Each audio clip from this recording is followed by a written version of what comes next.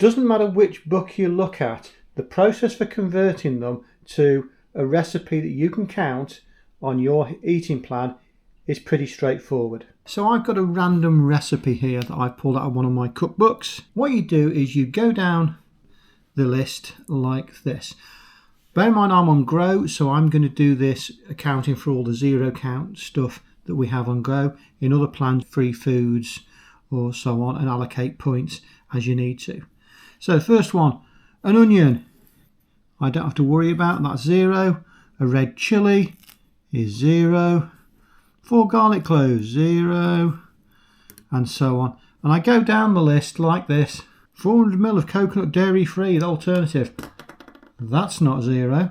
So at this stage now, I get my phone out on good old NutriCheck or any other app, or even read off the back of the packet. So there's one, Alpro Coconut Original. Now we want 400ml, so going to enter specific amount. Well, that tells me 400ml is 80 kcal. We'll have 80 for them.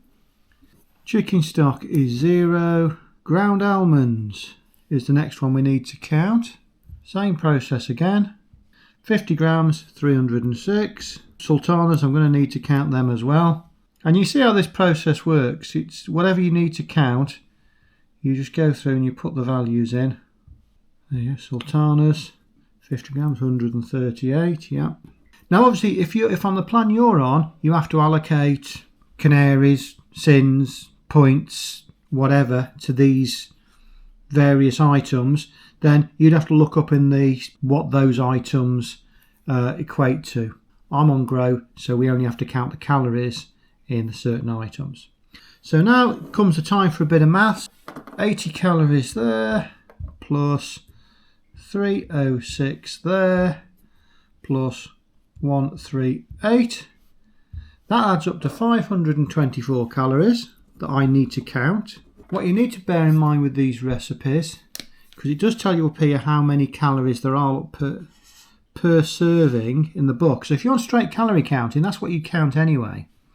But you need to remember that this recipe serves 4 people.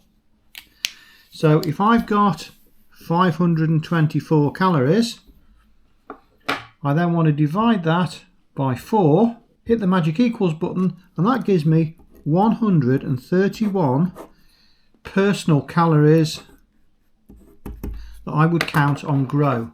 And this process works fine with any recipe that you want to follow.